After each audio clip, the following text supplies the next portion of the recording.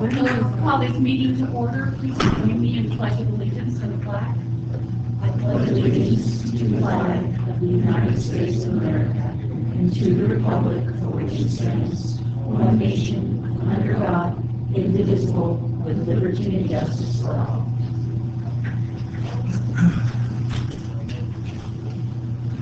Okay. Comments from the audience? It looks like everybody's saying familiar faces. Are there any corrections to the agenda or consent calendar? Jim, is there anything from the consent calendar you wanted to pull today? Is it item 3C to B, water mains without inspection, just discuss it.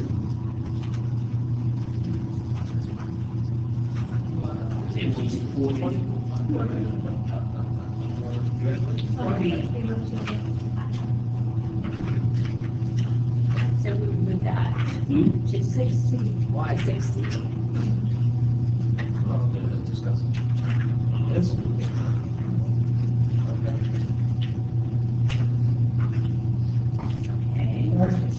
Actually, rather than bring it to section C, just bring it to section 5. That's consent items brought forward. Do we need a motion to do that, or we can just do it? Yeah, you can. What's that? We do it together. Yeah. So do you want to move that? Can we move that then? I'll move that we discuss item B, water main without inspection under section 5 to.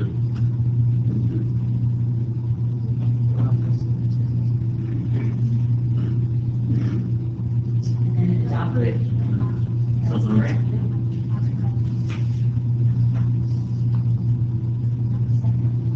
Okay, second.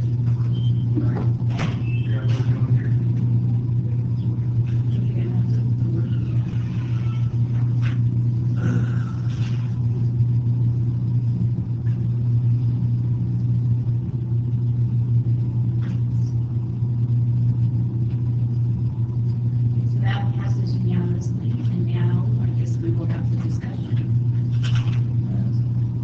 Do you want Steve to come out and give questions? Yeah, somebody, Steve, yeah, I just thought this is really important, and kind of had a question on where this kind of fits in with all of what you're doing out there now. So just so that I'm clear, do we still, this is not on consent, so. It's not been approved, so you're going to approve Okay. it. You're asking for it to approve this action. Thank you. All right, so, and I'm here today to ask that the board approve the proposal from JDH Corrosion Consultants in the amount of $28,690 for engineering services associated with the water main cathodic protection system pilot study, and authorize the general manager to execute task order number 6 to the master services agreement with JDH Corrosion Consultants Incorporated. Some of the background on this is, as you're all more than aware, we have a lot of steel pipe in our system. 54% of our distribution system is steel pipe. When you look at our leak history, however, 93% of the leaks in the last 10 years have been on steel pipe. So obviously that's where we want to focus our attention in order to minimize those leaks and potentially extend the life span of those pipes. So, so one of the things that we have talked about in doing not only on our entire system, but also on some critical pipelines is cathodic protection. And basically what that is a, you install equipment basically that will corrode first. And so you basically sacrifice those items, and they draw the electric currents into the anodes, and that's usually what it ends up being. And that keeps it away from the pipes, and that way it does not corrode as quickly in your piping system. So You know, there's a number of factors that can go into the success of a cathodic protection program. A lot of it has to do with the soil that it's in, the pipe material, how continuous that pipe is, if there's a bunch of holes already in it versus if there's a bunch of repair bands already on it, that can impact the effectiveness of it. So there are lots of variables at play. And so one of the ideas was we would do a small pilot study area out in our Mount Rainier water zone, because that's kind of been our pilot study area for the whole water system. We've been tracking water losses out there. We know our leak history out there, so we could track if this pilot study, once it's installed, if it's how effective it is at reducing the water loss in that area. So we did request a proposal from AD-HOC corrosion consultants. We've been talking with them through probably the last year about doing something like this. They have done this for say the city of Truckee, or I think it was the city of Truckee, they did a pilot study for them in their water system. And so they had the experience that we thought was necessary to move this work forward. And in addition to that, this was one of the programs that we put into our request to Elk County Water Agency funding, and it was approved. And so we have $30,000 from Elk County Water Agency with a $30,000 match from the existing funds that will be used to pay for this program. With that, I'll take any questions. What is the schedule on this? So the schedule, thank you for that. So they would do all of the field work starting pretty much right away, and get that done in the fall timeframe, and then have about a month or two for analysis. And so over the winter, we would be able to figure out what the next step would be. If we need, they get the conceptual design completed, get the, they won't pinpoint the locations, but they'll say this is in this area, we want to put something in, and then we'd have to do further field investigation to figure out exactly how we were going to install those systems in those locations. We have to go out and make sure that, okay, yep, we have access to the right of way. And if it's an compressed current system, if there's a power pole nearby, because they will need power drops for some of the, potentially for some of the systems. So we have to do that type of work over the winter and into the spring, and then with the hope that we would move into installation in the spring and summer of next year. This won't really solve the problem, and it'll help lengthen the life expectancy, but how? It delays the problem. It's really what it does. I mean, it's not going to fix any leaks, obviously, that are already developed, and it doesn't repair pipes by any means, but it does slow down the process of corrosion. I actually do have something that I found in a presentation that I saw in one of the conferences that I've been to, and I made copies for the board members and keep talking behind it.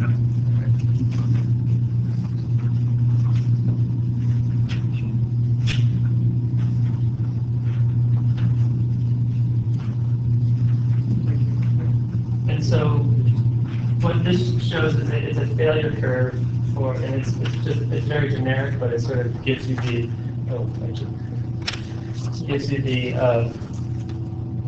gist of sort of what happens with metallic pipe. And you have that point. It starts off where it's new pipe, it's good, there's nothing wrong with it, and then you get corrosion starting at some point in time. And then once the corrosion starts, you start to lose your factor of safety in that pipe, and at some point the corrosion gets bad enough that a leak forms. And so then you kind of are just need to replace it at some point. And it's just how well you handle those leaks and deal with them. And so, I mean, with this, we don't know where we are on that curve.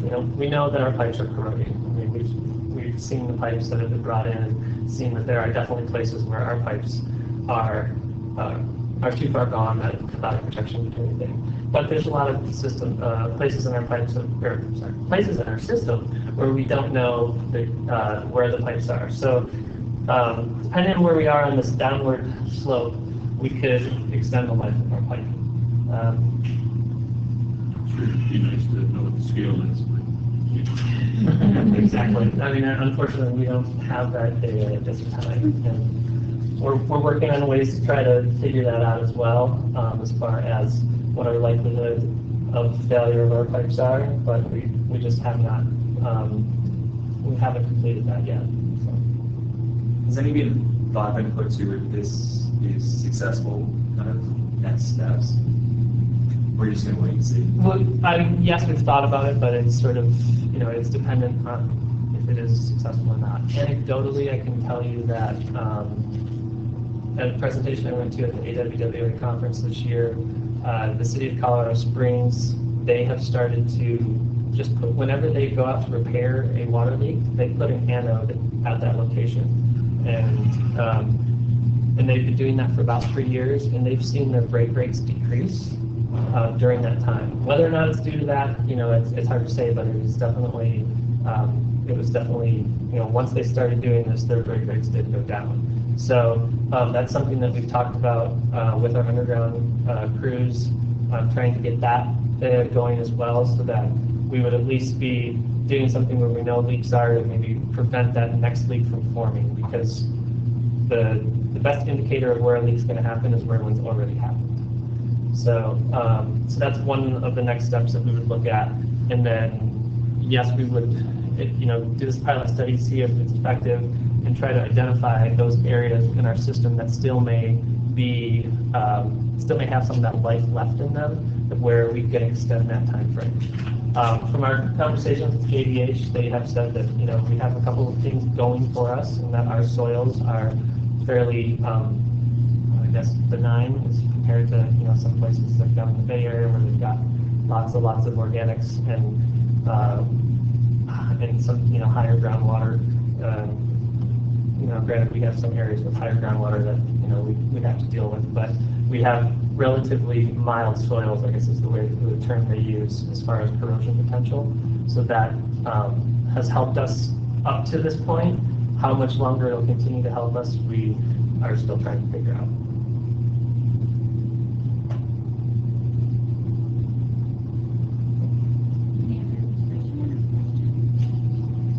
All right. So with that, I am requesting that the board approve the proposal from JDH Corrosion Consultants Incorporated in the amount of $28,690 for engineering services associated with the Water Main Cathodic Protection System pilot study, and authorize the general manager to execute task order number 6 to the master services agreement with JDH Corrosion Consultants Incorporated. So moved. I'll second.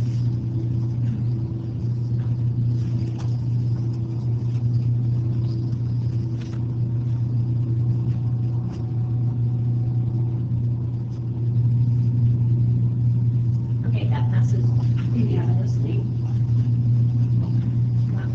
Julie, DORADO main sewer pipeline emergency repair. Good afternoon. I don't have my write-up with everything I'm supposed to say. Do you want to read it for me when I get to that point, Gary? Okay. Thank you. I'll give it back. So I'll start with a little bit of an update. The replacement sewer main is in service on Geronimo Way with a very well coordinated field effort last week. The sewer crew and the contractor were able to dig down about 12 feet at the downstream manhole and tie in the new main to the existing manhole, and then transfer all 4 of the services onto it. So the only remaining work on this project is to formally abandon the old main. We're going to slurry fill it, and I just received the shop drawing for the slurry yesterday. So that will probably be the early part of next week. And then latter part of next week, Galicia will go back out and repave half of Jerome Way. I may have mentioned previously that we were trying to coordinate with the county so that we could do the full paving the full width of Jerome Way, because they already had it on their outlook to do paving and drainage work on that court this season. However, once I provided the county with our template of our reimbursement agreement that would allow them to pay us back, they were concerned about the timing. And so they said thanks but no thanks to our offer to go ahead and pay the whole width for them. What I did meet with them out on Monday with contractor and our inspector, and we discussed what they do actually wants to do. And so they would like us to build a crown at the center line of the road and slope towards the outside and do that along one half, and then just repave the crosscuts for the two laterals that are on the other side of the road. That'll mean that when we walk away from this, we're leaving a lip on the center line of the road, which could be a hazard for any number of reasons. Our contractor has expressed concern over that to both me and to the county. He indicated that he had the same situation with the city a couple of years ago, and they said, oh, we'll be back, and they didn't come back for a year and a half, and in the meantime, a young man on a bike went down on that crack. He had injuries, and our contractor ended up paying damages for a situation that he didn't agree. He didn't like it in the first place, and so he told the county that story when we were all together, and I think they heard that, but we don't have any commitment from them that they're coming back. They said that they anticipated coming back the week after and repaving themselves with their crews the other half of the road. I was out there the other day, and that's a mess. And it's poor pavement to start with. It's all alligator and no base. And I think we're leaving ourselves wide open. Let's just curious, Gary.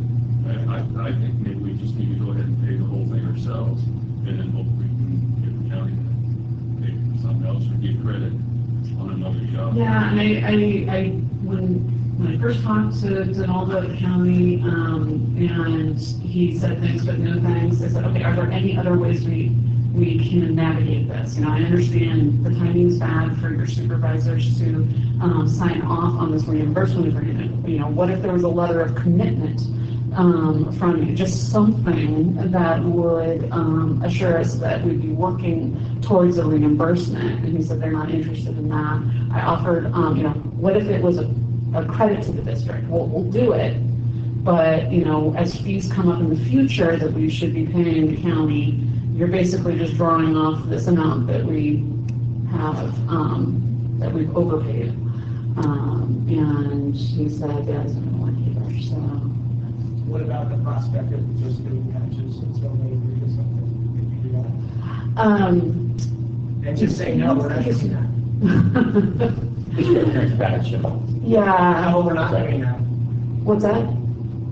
The idea of we just do a trench patch and then. Unfortunately, we kind of obliterated the one half of the roadway because the proximity of our trench to the edge, now that edge is just gone. And so, you know, when I go out, sometimes it's a little frustrating that the city and the county make the district repave the full half width of a roadway when all we've done is like a 3 or 4 foot trench. In this particular case, there's a lot of disturbance out there. It makes sense to me that they're obligating us to repay half.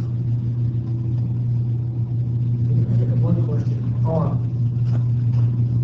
Then maybe we should just do what the county requires generally, just pay the half, not build the crown. Because that's not something, as I understand. That's part of our obligations. Yeah. That way we're more, I can see that differential in the middle definitely could cause a problem. If the contractor explained to him what happened in the city. it seems that's, from the district's perspective, that's probably the better approach, just to pay how we would normally pay to have a street, not leave a lip in the middle to build a crown. My fear of doing that is that if then, you know, if they make good on their promise to actually come back, now we've just done something that they can't work with, and it'll be really bad PR with the neighbor that has been raising these concerns for the last couple of years. And so that'll give the county the opportunity to be like, yeah, the district's the one that just exacerbated this problem. And then maybe what they should do, if they want us to do something extraordinary, they should enter into a short indemnity agreement that they agree to indemnify the district and the contractor from anything that happens as a result of their dictating how we pay. Yeah, We can't get them to work with us on that. right. Their problem with the reimbursement agreement was not any of the terms in the agreement, it was just the timing. And so I have a hard time seeing how us saying, well, then sign this indemnification is going to gain any more traction than the reimbursement agreement. I think it may, on this topic, it may be valuable to bring in John's staff report, our general manager's report about county paving, because I think that may inform this portion of the discussion. Is that all right? Yeah, I mean, I think we need to have a follow-up with the county on this issue and their paving in general. I mean, for this issue, I mean, as of now, we've talked to, project engineer in the field. I think elevate this to Dan Kicker. Dan, runs the engineering department locally. And again, take him out there and see if we can get either with Dan or take it to Sue himself if we have to. Just our concerns in many areas, but I think we just need to get this paving in now, and if we get some kind of something from the county, official or unofficial, that they'll reimburse us. I think that's the best. I think if we're talking about 30 grand, we're waiting to get the numbers back from GB, but to do the other half, I think is roughly 30,000. Yeah, so the total cost that GB gave me for doing the whole road was $81,000.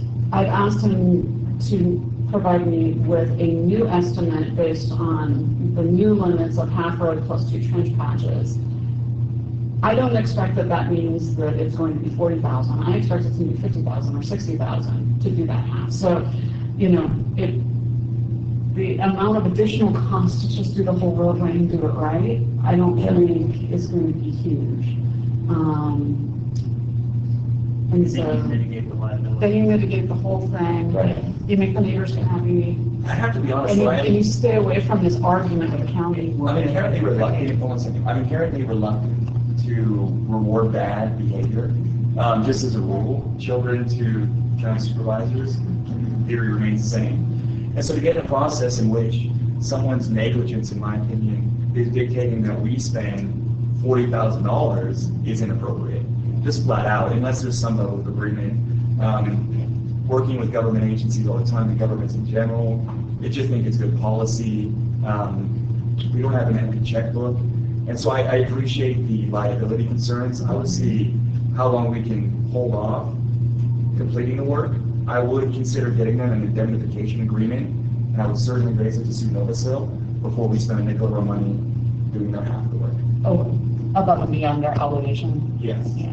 Because it's just, it can't be a position in which we get ourselves into.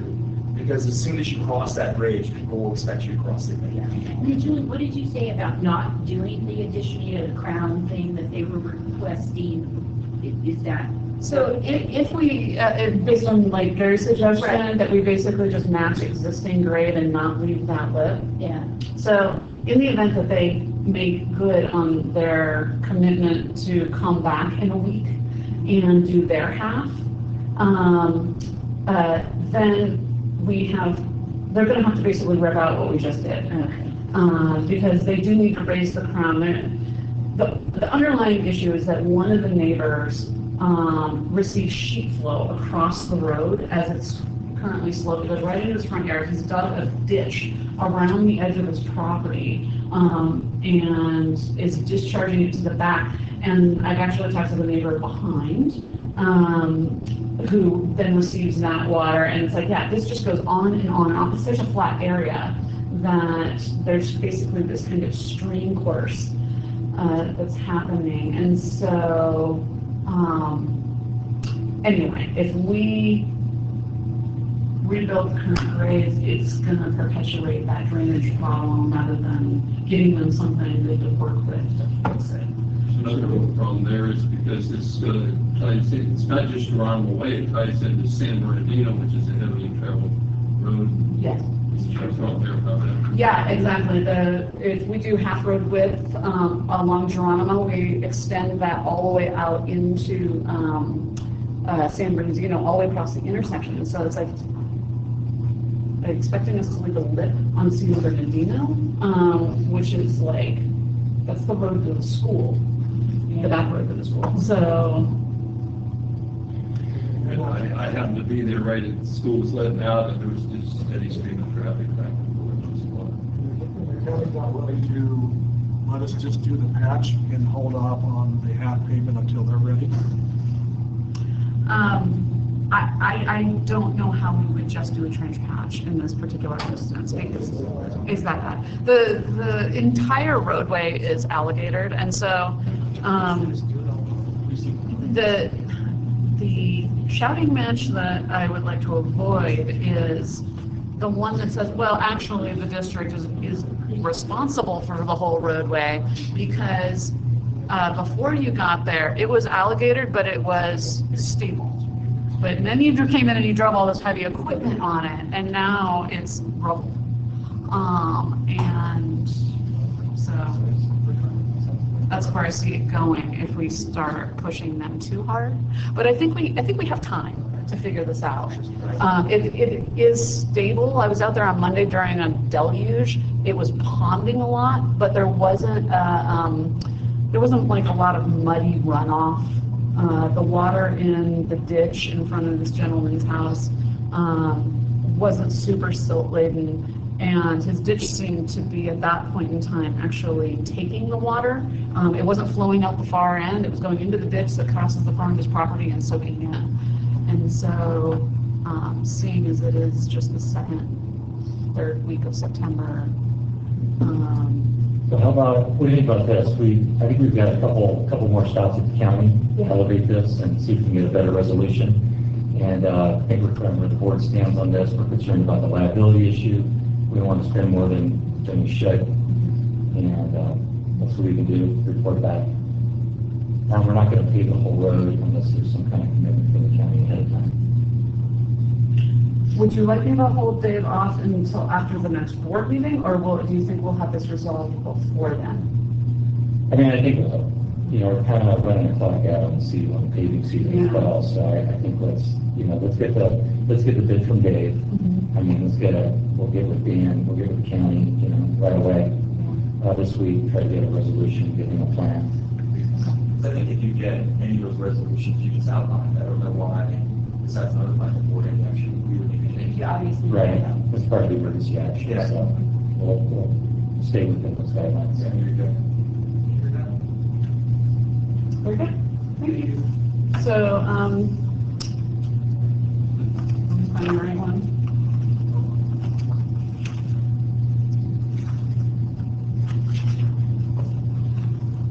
All right. Pursuant to Public Contract Code Section 22050C, I'm asking the board continue the emergency action to replace approximately 250 linear feet of sewer pipe on Geronimo Way pursuant to Resolution 3117-19.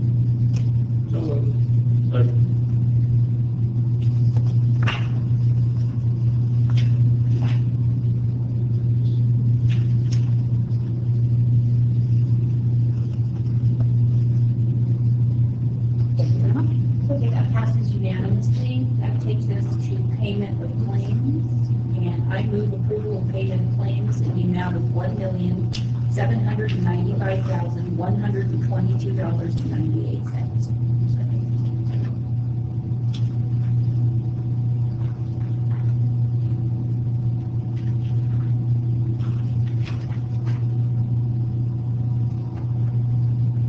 And that passes unanimously.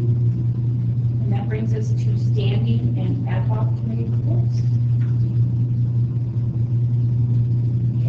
after the operations committee meeting. Yeah, last month. So we set our plans. Okay, so I'll give a brief report on this. Obviously, Julie's the lead on our discussion, and John and Shannon. But what we talked about, we had two things on our agenda. The one that I'm going to talk about has to do with adding a person to the engineering department. And if you remember, back in 2008, we became more than sensitive to adding positions. And to this point, we really haven't. Other than in the next Some limited terms, but.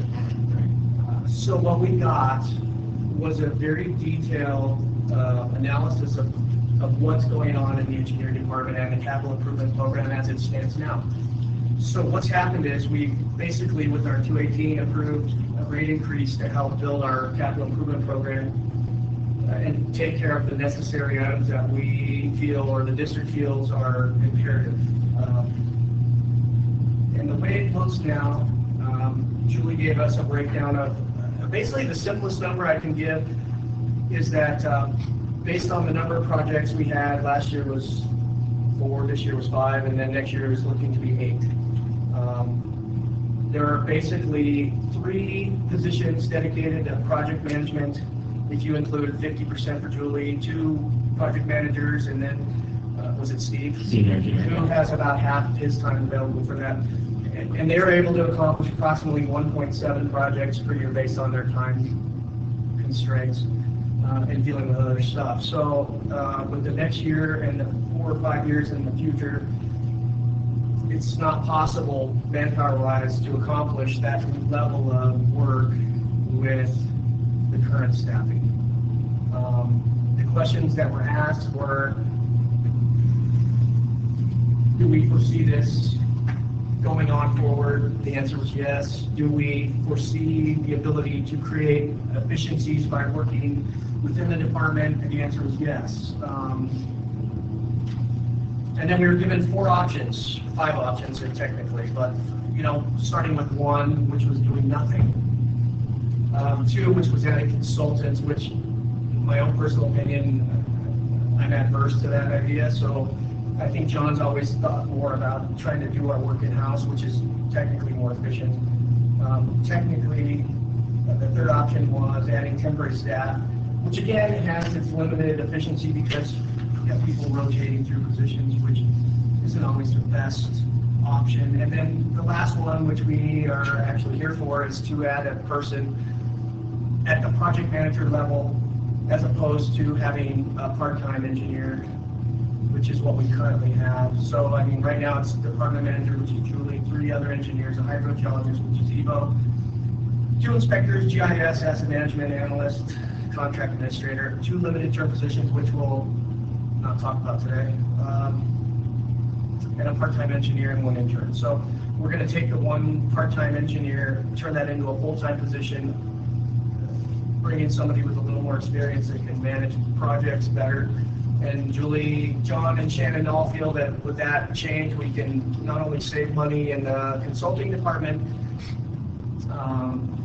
but we're technically only paying them half more to get a project manager, which the other thing about that is that they've had to rely on operations to help with those inspections and on-site visits, and they're already overloaded. So I think the finance committee, which is basically Kelly and I, agree that that is an efficient way to proceed for the next at least 5 years, I guess, since we can't look much further than that.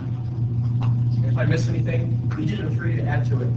Yeah, I just wanted to maybe amplify one of those points. If you look at the last time we did a Prop 218, it started in 2015, and compare that to the Prop 218 that we just finished in the first year, it's fiscal year 20. If you look at the difference in the CIP spending in those 2 periods, it increased 27% in terms of dollars and over 40% in terms of the number of projects. So we're going to, from like $112 million program to $151 million 10-year capital improvement CIP program right now. So that's a big lift, and we just really need additional project management level staffing to achieve that cost effectively.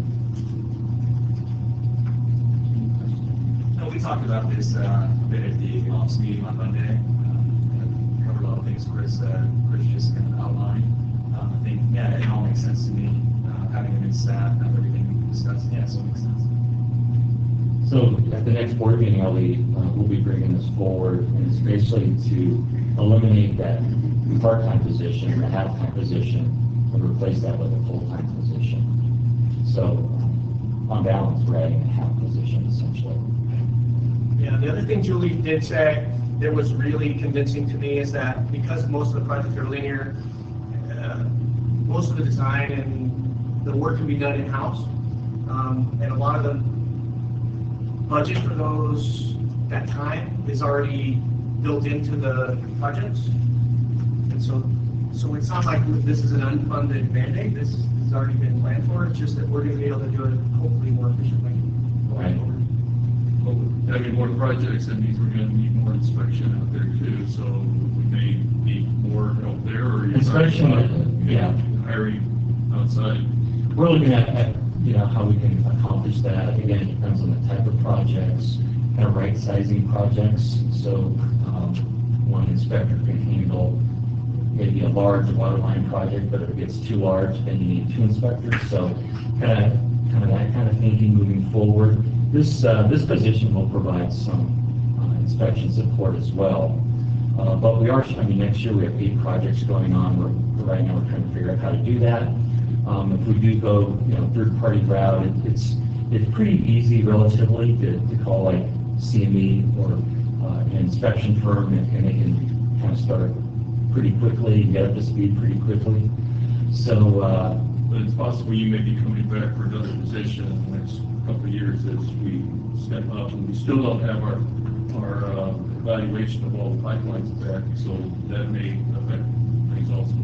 yeah, sure. This is really, we'll see what happens. Kind of taking an adaptive management approach to engineering staffing. We're adding a half position now. We've got a lot of condition assessment information coming in. We'll meet, again in the next round of budget process, see what new information is coming in, take a look at our system, take a look at projects. Every May we revisit our spending and our CIP, and a lot of things change over time, and we'll continue to make these staffing assessments along that same time frame. So right now there's no plan to come back and ask for a new inspector. So we're looking at how we're going to accomplish that next year, whether that be with third-party assistance or not, and we'll kind of see what our project load looks like in future years. Well, Julie also outlined an idea where soup to nuts is your term, I guess. I kind of like that idea. Where an engineer will design, implement, inspect. I'm missing one step in there somewhere. But basically take it from start to finish, and there's built-in efficiency with that too. The question that was also asked is time constraint, right? We have only so much building season. We can only get so many projects done a year, so it doesn't matter what, as you find out more about the water lines and all this other unknowns, it's arbitrary because at this point, you can only get so much done in a season. And the limitation right now is having people to manage the projects that we can do. Yeah, and this big push generally in the 5.5 months during the building season. Some of our projects are 12 months. Yeah. And then we're also considering the, being able to get bidders on all these projects. So again, trying to reach out to our contracting community, let them know about the types and the size of the projects that we have coming forward, so they can get their operation ready to give us good bids on more larger projects, and but also to size projects. So on one hand, size those outside of the local market, so that our local contractors can bid on those larger projects. At the same time, it'll attract some of the larger contractors, from out of town, Reno, Sacramento, etc. So the capacity and the contractor system is, we're keeping an eye on that as well.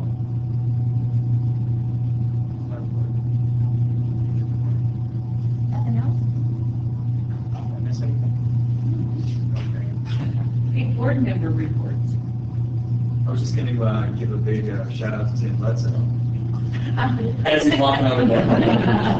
Stop. So last week I received a phone call from one of our customers, and he wanted to say, I was working with Tim before they installed the meter. I told Tim exactly how I wanted it done, and I couldn't believe it. At this point, I thought he was going to tell me that Tim's crap and all the rest. And that's what I assumed. But he's like, Tim is amazing. He did exactly what I wanted. And it's like, I'm going to bring that up at the next board meeting. Thank you so much for calling and letting me go. So I just wanted to let you know, great work, and people in the community know. So just wanted to pass that along.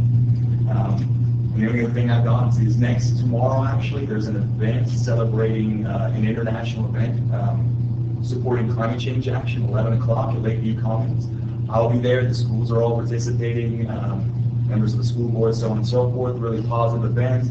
Rather people from the Democratic Party, the Republican Party speak, to kind of bring that bipartisan support. It's a really positive thing, just trying to get the word out in the community. That's all I have today.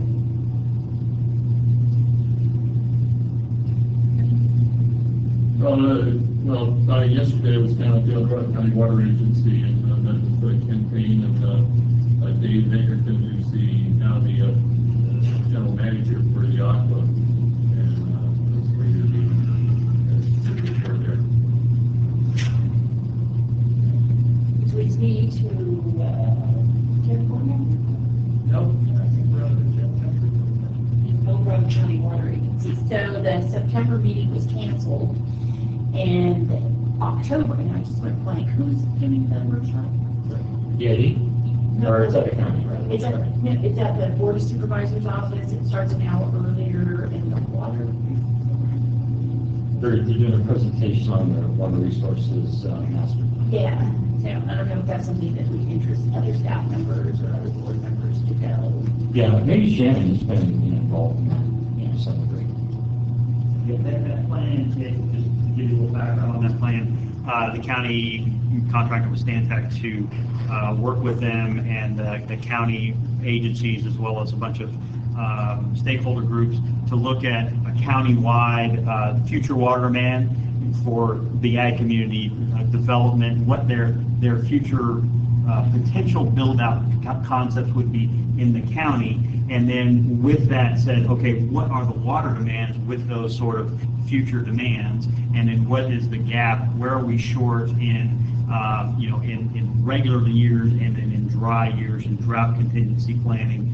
Where are the holes in their future program, so that they can use that in a land development and planning perspective within other entities within the county? And so that's the plan they've been working on for over a year, and they're now bringing that to fruition. Our part in it as within the county, we of course have been working with other consultants doing our work within here in the county. We're reporting that to them for them to include into that document, and then we've also participated in some meetings and provided information on that overall report.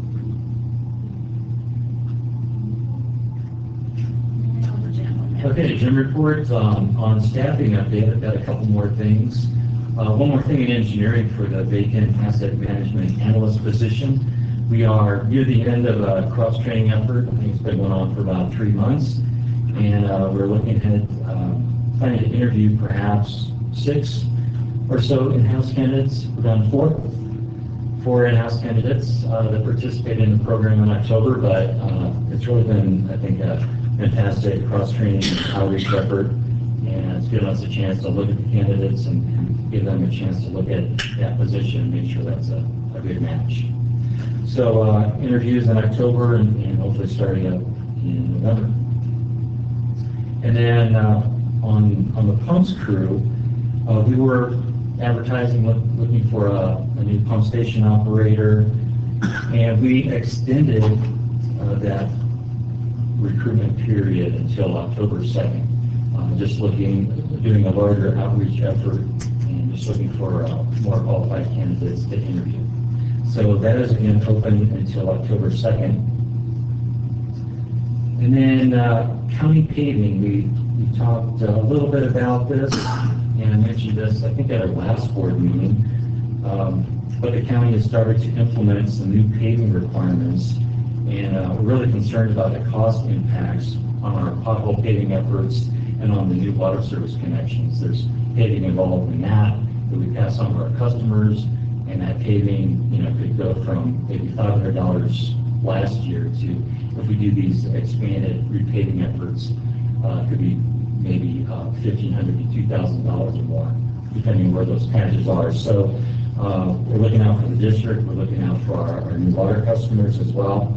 We, I think it was last week, Chris and Tony, Shannon and I, we met with the county out in the field. We looked at a number of different sites and kind of, I would say, showed them how their new requirements really don't make sense for a lot of these installations. So, coming out of that meeting, our crews are going to walk with the county along with GB Construction, take a look at some of the patch paving that we have coming up, and see what kind of adjustment we can get from the county on those patch paving efforts. And I would say, I guess, if we're not satisfied with how with those new requirements, I think we'll again elevate this. We've already talked, we're talking to Dan Kicker already. I think we'd elevate that to Placerville and Sunova South. But we're still seeing these really just large paving efforts, especially on these roads that are alligatored, and to have a nice patch in the middle of an alligatored street is just a big waste of public funds. So we will keep you informed on that as well. And so the final item, I know you've been missing streetlights. So, well, I think the board's action on streetlights looks like to be a great move, actually. And if you recall, we voted to basically stop billing these streetlight customers as of October 1st. So they pay forward, so they've paid up to the end of September. And we've sent them out a notice, this was probably 6 weeks ago or more, to all those customers that we're not going to be billing them. And really, we've just heard back from a handful of folks, and a lot of those are actually positive, like, thanks for not turning the light off, I don't want the light, I don't want the bill. So that kind of response.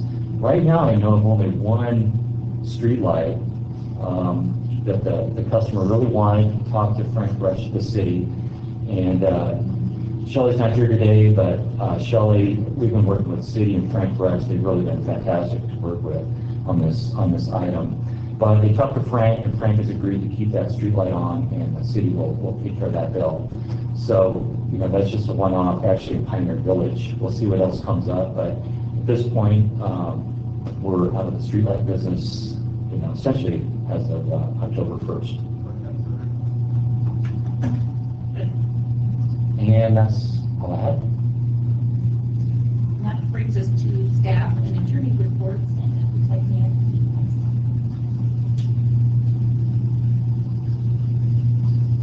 Good afternoon. Just to add on to the staffing update a little bit, we have the grant program assistant position open. That's the part-time that's going to turn into a full-time in a year. That position closes tomorrow, and interviews are in October. I'm here to talk about the property program renewal. So just as I did for workers' comp. For the 1920 program year, the JPIA did not increase the property rates, but there's a lot of story underneath that. As you know, there have been catastrophic losses, not only in California, but in the United States and in the world. And last year, when they were negotiating for the premiums for this year, there was the big fire in Southern California, and they told the insurance company, well, that's just really an anomaly, it's not going to happen again. And then the Camp Fire broke out the next week. So they've lost any negotiating power that they had. The past 3 years, they've had losses that they've never experienced before. So they budgeted for a 41% cost increase, and the excess insurance costs increased by 78%. The executive committee approved not increasing the rates this year because of the JPIA's net equity position. So they do have substantial reserves at the JPIA, and this approximate $400,000 to $500,000 cost impact will be allocated to each member's retrospective, rate stabilization fund. So that's a fund that is a rolling 4-year fund that if, once your revenue in that fund reaches 50% of your deposit premium, then they'll refund you that 50%. Or if it goes over that by 40%, then they'll send the district a bill. And it's to avoid the bill paying and refunds every year trading dollars. So that 37% increase is definitely going to come into our rate stabilization fund. They do expect that the next several years of renewals, they will be impacted and rates will increase. So for the next 2 to 3 years, starting in the 2021 program year. With all that said, we did have an increase in our property insurance premium, deposit premium. So first of all, our values for buildings, fixed equipment, and personal property increased by almost 17 million. The last time an appraisal was done by CSRMA was in 2010. So the premium for basic property increased only $14,000 because of that $17 million in increased value. There was also an increase in values for mobile equipment and to the vehicles. In addition, last year we received a 2% discount for having 2 programs with the JPIA. This year we're getting a 5% discount because we have all 3 programs, workers' comp, liability, and property. So the total discounts was about $45,000. And the net increase for the property insurance was just under $13,000 for a value increase of a little over $17 million total. So that in combination with the savings from the workers' comp program, we're still saving $53,000 between those 2 programs.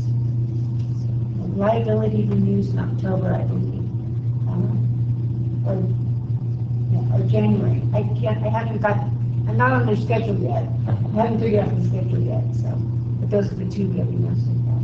Yeah, thanks for all your work on helping to achieve those savings. Yeah, I think it just re-emphasizes that moving to the JPA was really the smart move. So, any other questions? Thank you. And then you see the past and future meetings, and it looks like we have a closed session. Does anybody need a break, or just go straight? Like go straight to closed session. We will report that the board authorized the district to perform the 3rd cutting as a result of Sanchez's default. I'll get something to you. And that also authorized notice of termination 30 days from the notice of deficiencies was given to Sanchez.